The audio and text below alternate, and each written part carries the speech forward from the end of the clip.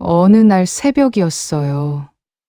단잠에 빠져 있던 제게 남편에게서 전화가 걸려왔습니다. 잠결에 받은 전화 속 남편의 목소리는 다급했습니다. 제 차가 사고가 났다는 청천벽력 같은 소식이었죠. 깜짝 놀라 벌떡 일어났습니다. 도대체 무슨 일이냐고 다그치듯 물었더니 남편은 어렵게, 아니 망설이는 듯한 태도로 말을 꺼냈습니다. 시아버지가 허락도 없이 제 차를 몰고 나가셨다가 주차되어 있던 다른 차량과 인근 시설물을 들이받으셨다는 겁니다. 인명피해는 없다고 했지만 그 소리를 듣는 순간 제 가슴은 쿵하고 크게 내려앉았습니다. 허락도 없이 제 차를 몰고 나갔다는 사실 자체도 너무나 화가 났지만 사고가 났다는 얘기에 그저 앞이 캄캄하고 모든 것이 혼란스러웠죠. 대체 제가 무슨 정신으로 집을 나섰는지 기억도 잘 나지 않을 정도로 충격이었습니다. 비몽사몽간에 택시를 잡아 타고 집으로 향하는 내내 제 머릿속은 온통 복잡했습니다. 사고 현장에 도착했을 때 제 차는 이미 처참한 모습이었습니다. 여기저기 심하게 찌그러지고 파손된 차를 보니 그저 한숨만 터져 나왔습니다. 하지만 더 큰 문제는 단순한 사고 수습이 아니었습니다. 이미 경찰이 와서 사고 경위를 조사하고 있었고 보험사 직원들도 분주하게 움직이고 있었습니다. 누가 보아도 책임은 명백했습니다. 어머님과 남편은 제 옆에서 안절부절 못하며 서 있었습니다. 제가 이 상황을 어떻게 받아들여야 할지, 막막함과 불안감에 휩싸여 있을 때 남편이 제게 다가와 조심스럽게 말을 꺼냈습니다. 아니, 말을 꺼낸 게 아니라 저를 상상치도 못한 비상식적인 상황으로 몰아넣기 시작했습니다. 여보, 당신이 운전했다고 말해줘. 제발. 남편의 입에서 나온 말은 너무나 황당해서 제 귀를 의심하게 만들었습니다. 제가 뭘 잘못 들었나 싶어 남편을 멍하니 어이없다는 듯이 쳐다봤습니다. 남편은 제 눈치를 살피는 듯했지만 그의 얼굴에는 간절함보다는 어떤 조급함과 단호함이 더 크게 엿보였습니다. 그는 다시 한번 제발 당신이 운전했다고 해줘. 부탁이야. 라고 속삭이듯 말했습니다. 그 순간 어머님까지 제 옆으로 다가와서 제 팔을 붙잡고 애원하듯, 아니 거의 강요하듯 말하기 시작했습니다. 아가, 이번 일은 아버님한테 알려지면 정말 큰일 나. 아버님은 이번 일까지 알려지면 안 돼. 절대 안 돼. 명예가 걸린 일이라고. 어머님의 얼굴에는 초조함과 함께 어떤 간절한 부탁이 뒤섞여 있었습니다. 도대체 무슨 큰일이 난다는 건지 저는 영문을 알 수 없었죠. 그저 제 차가 사고 난 것도 모자라 제가 운전하지도 않은 사고를 제가 저질렀다고 거짓말을 하라는 상황 자체가 도저히 납득이 되지 않았습니다. 이 무슨 말도 안 되는 시나리오인가 싶었죠. 어머님, 그게 무슨 말씀이세요? 제가 운전한 것도 아닌데. 어떻게 제가 했다고 거짓말을 해요? 그건 범죄잖아요. 제가 당황해서 목소리를 높이자 어머님은 다급하게 제 입을 막으려 했습니다. 슈릿, 아가, 조용히 해. 사람들이 다 듣잖아. 망신스럽게 왜 이래? 그리고는 저를 사람들. 눈에 띄지 않는 구석으로 끌고 가서 다시 한번 간곡하게, 하지만 위압적인 태도로 부탁했습니다. 아가, 며느리 하나가 가족을 위해 이 정도는 희생하면 되는 일이야. 이 정도는 우리 가족을 위해 해줄 수 있잖아. 응? 어머님의 말에 저는 더 큰 충격을 받았습니다. 희생이라는 단어를 너무나 쉽게, 아무렇지도 않게 내뱉는 시어머니의 모습에 저는 온몸에 피가 차갑게 식는 것을 느꼈습니다. 가족을 위한 희생이라는 거창한 말로 저에게 명백한 죄를 뒤집어 씌우려 하다니요. 이건 희생이 아니라 명백한 거짓말이고 제가 그 책임을 모두 떠안아야 하는 부당한 상황이었습니다. 제가 끝내 거절의 의사를 단호하게 밝히자 남편은 갑자기 돌변했습니다. 그의 목소리에는 일말의 정이나 따스함도 찾아볼 수 없는 냉정함이 서려 있었고 그의 말은 저를 직접적으로 협박하는 듯했습니다. 여보, 이미 주변 사람들에게 당신이 운전했다고 말했어. 이미 그렇게 소문이 다 났다고. 그러니까 당신은 그냥 내 말대로 하면 돼. 가서 말만 잘 맞추면 아무 문제 없이 끝날 일이야. 이미 일을 저질러 놓고 이제 와서 저에게 말을 맞추라고 강요하다니요. 저는 배신감에 몸이 떨리고 심장이 격하게 요동치는 것을 느꼈습니다. 어떻게 저와 상의 한마디 없이 이런 엄청난 거짓말을 해놓고 저에게 그 모든 책임을 지라고 할 수 있을까요? 그 순간 어머님은 바닥에 주저앉아 통곡하기 시작했습니다. 마치 제가 엄청난 죄를 지은 것처럼 말입니다. 아이고, 아이고, 아버님 인생을 망치려는 독한 며느리다. 세상에 이런 며느리가 어디 있니? 이 며느리가 아버님을 감옥에 보내려고 하는구나, 우리 아버님. 어떻게, 어머님의 절규 섞인 울음소리에 저는 너무나 당황했습니다. 주변 사람들이 우리 쪽을 궁금증과 비난이 섞인 시선으로 쳐다보는 것이 느껴졌고, 저는 아무것도 해명할 수 없는 상황에서 그저 모난 며느리가 되어 모든 비난을 홀로 감당해야 했습니다. 저는 남편에게 다가가 울면서, 아니 거의 애원하듯이 부탁했습니다. 여보, 제발 이러지 마. 우리 이러지 말자. 사실대로 말하면 되잖아. 제발. 응? 우리가 왜 이런 거짓말을 해야 해? 있는 그대로 말하면 되잖아. 그게 훨씬 나아. 하지만 남편은 제 간절한 부탁에도 전혀 미동조차 하지 않고 차갑게 돌아섰습니다. 그의 얼굴에는 일말의 동정심도, 이해심도, 심지어 제가 알던 남편의 모습조차 찾아볼 수 없었습니다. 오직 냉기만이 감돌고 있었습니다. 당신은 별일 없이 끝날 수 있어. 고작 벌금이나 내면 끝날 일이라고. 솔직히 이 정도 사고는 그냥 벌금 내면 끝나는 일이야. 당신이 뭘 그렇게 손해봐? 우리 아버지의 명예나 체면보다 당신의 체면이 더 중요해? 당신이 감히 아버지를 능멸하려는 거야? 남편의 말은 비수처럼 제 가슴에 정확히 박혔습니다.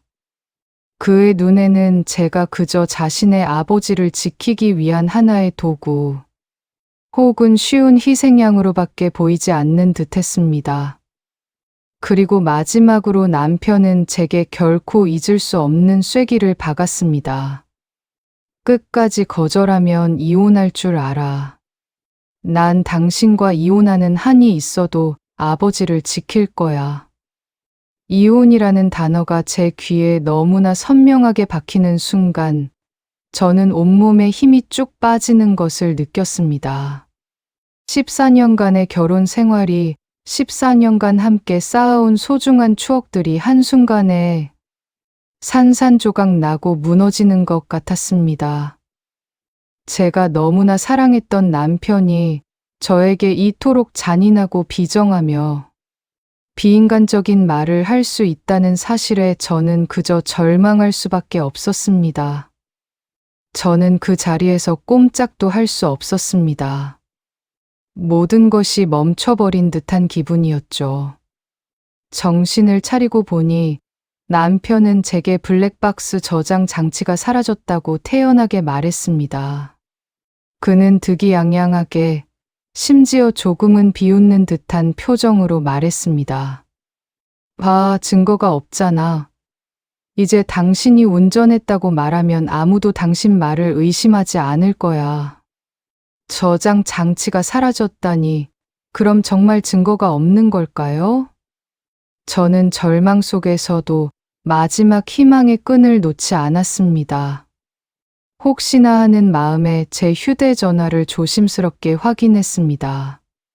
제 차에는 차량과 연동되는 최신형 블랙박스 시스템이 설치되어 있었고, 모든 영상은 제가 미리 설정해 둔 대로 제 휴대전화 클라우드에 자동으로 백업되도록 설정되어 있었습니다.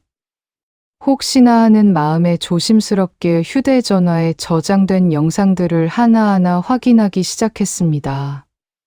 그리고 저는 제 눈앞에 펼쳐진 영상에 너무나 큰 충격과 경악을 금치 못했습니다. 블랙박스 영상에는 시아버지가 운전대를 잡고 있는 모습이 너무나 선명하게 고스란히 담겨 있었습니다. 그리고 더 충격적인 것은 사고 직후 시어머니와 통화하는 시아버지의 음성이 생생하게 녹음되어 있었다는 겁니다. 시어머니는 다급하고 흥분된 목소리로 시아버지에게 말했습니다. 차부터 빨리 집에 가져와. 아무도 모르게. 그리고 며느리가 운전했다고 하면 돼. 그게 제일 쉬운 방법이야. 그 애는 가족 말이라면 결국 따를 거야. 순진하니까 우리 말을 들을 거라고. 그들의 대화는 저를 배신감과 엄청난 분노, 그리고 치미는 모멸감으로 들끓게 만들었습니다. 제가 가족을 위해 당연히 희생할 것이라고 확신하며 저에게 죄를 뒤집어 씌우려 했던 그들의 파렴치한 계획이 너무나도 생생하게 그리고 가감 없이 녹음되어 있었던 겁니다. 저는 손이 부들부들 떨렸지만 영상을 멈출 수 없었습니다. 다음 영상을 재생하는 순간 저는 또 한 번의 엄청난 충격과 함께 온몸에 소름이 돋는 것을 느꼈습니다. 남편과 시어머니가 나눈 메시지였습니다. 사고가 난 직후 남편은 저보다 먼저 사고 소식을 알고 있었습니다. 아니, 그들은 제가 잠들어 있는 새벽에 이미 모든 계획을 치밀하게 세우고 있었던 겁니다.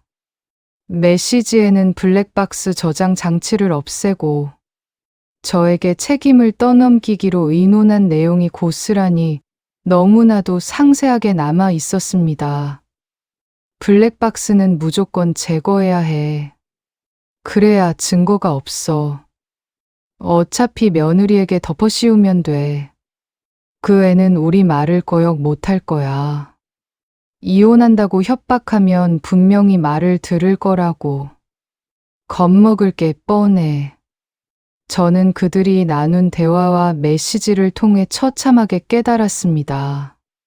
남편은 저를 보호하기는커녕 처음부터 가장 만만한 희생양으로 저를 선택하고 모든 것을 계획했던 겁니다. 사랑하는 아내를, 14년간 함께 살았던 배우자를 단 한순간의 고민도 없이, 아니 오히려 치밀하게 범죄자로 만들려고 했던 그에게 저는 더 이상 어떤 감정도, 심지어는 미움조차 느낄 수 없었습니다. 그저 모든 것이 허망하고 공허함과 주체할 수 없는 배신감만이 제 마음을 지배하고 있었습니다. 남편과 시댁은 마지막으로 저를 그들 집으로 불렀습니다. 거실에 모인 그들의 얼굴에는 일말의 죄책감이나 미안함도 찾아볼 수 없었습니다. 오히려 저를 훈계하고 가르치려는 듯한 뻔뻔한 표정이었습니다. 남편은 저에게 단호하게 말했습니다. 이게 당신에게 주는 마지막 기회야, 여보. 지금이라도 가족을 살릴 생각이 있다면 더 이상 고집부리지 말고 시키는 대로 해. 그게 당신에게도 좋은 길이야. 시어머니는 옆에서 남편의 말에 맞장구 치며 저를 압박했습니다. 내가 아버님을 위해서 희생하면 다 잘 해결될 일이야. 뭐가 그렇게 어렵다고 그래? 가족이 이 정도도 못해줘. 넌 정말 인정머리도 없는 애구나. 그리고 저는 더 큰 충격을 받았습니다. 시아버지는 오히려 큰 소리를 치며 저를 다그쳤습니다. 그의 목소리에는 분노와 함께 저를 무시하는 듯한 태도가 역력했습니다. 며느리가 집안 어른 대신 이 정도 책임지는 게 그렇게 억울하냐? 너 혼자만 깨끗한 척하지 마. 내가 고작 그깟 사고 책임지는 게 그렇게 힘들어? 배은망덕한 것. 내가 잘못되면 너도 이 집안에서 끝이야. 내 인생도 끝나는 거야. 시아버지의 말은 제 인내심의 한계를 완전히 시험하는 듯 했습니다.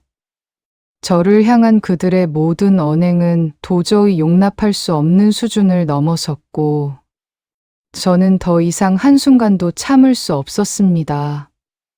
그들의 시선이 모두 저에게 쏠린 그 순간, 저는 망설임 없이 제 휴대전화를 텔레비전에 연결했습니다. 거실의 커다란 텔레비전 화면에는 블랙박스 영상이 선명하게 재생되기 시작했습니다.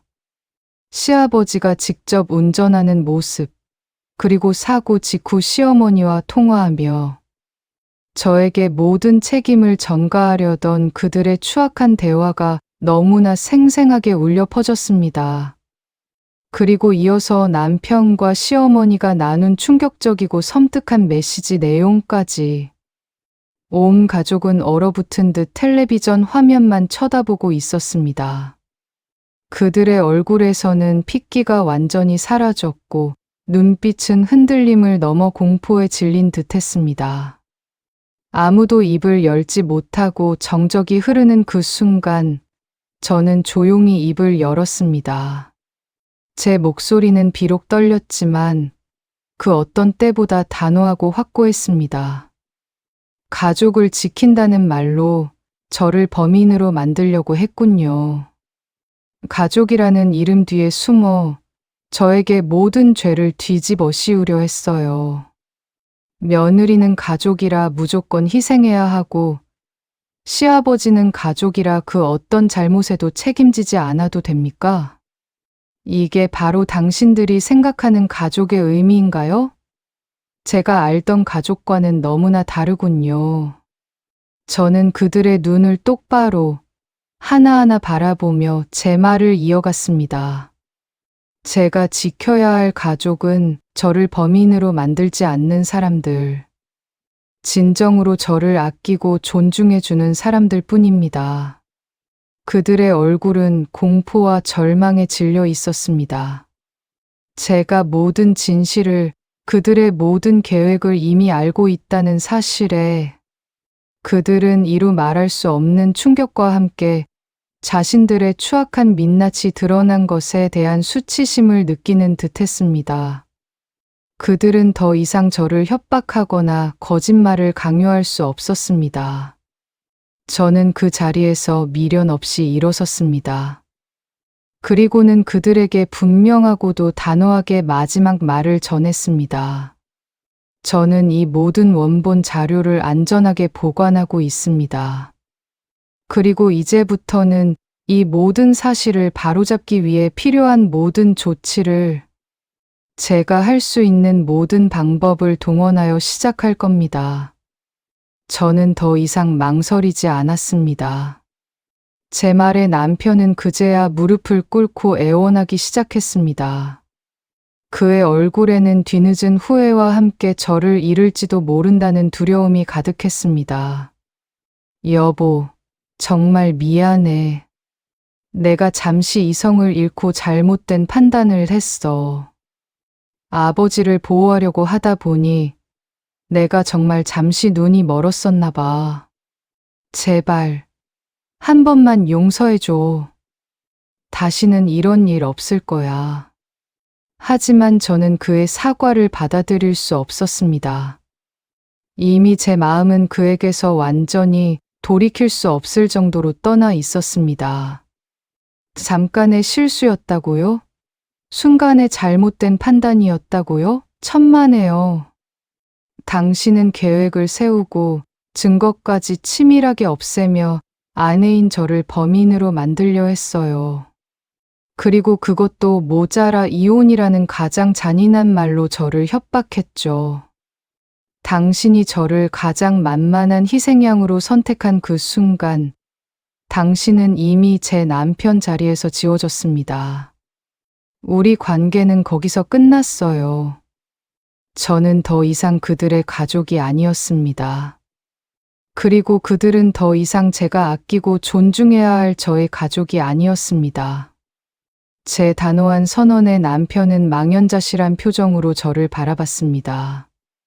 시어머니는 아들에게 어떻게든 책임을 떠넘기려 발버둥 쳤고, 남편은 다시 어머니에게 책임을 떠넘기며 서로에게 비난의 화살을 돌렸습니다. 그들은 서로에게 책임을 전가하며 추하게 무너져 내렸습니다. 시아버지는 자신의 행동에 대한 명백하고 정당한 책임을 지게 될 것입니다. 저를 범인으로 만들려 했던 그들의 모든 악랄한 계획은 수포로 돌아갔고, 그들은 자신들의 거짓말과 배신에 대한 혹독한 대가를 치르게 될 것입니다. 저는 뒤돌아섰습니다. 더 이상 그들의 추악한 모습을 보고 싶지 않았습니다. 이제는 저를 위한 온전히 저만의 새로운 삶을 시작할 때였습니다. 여러분이라면 남편과 시댁이 자신을 범인으로 만들려고 했다면 다시 가족으로 받아들일 수 있겠습니까?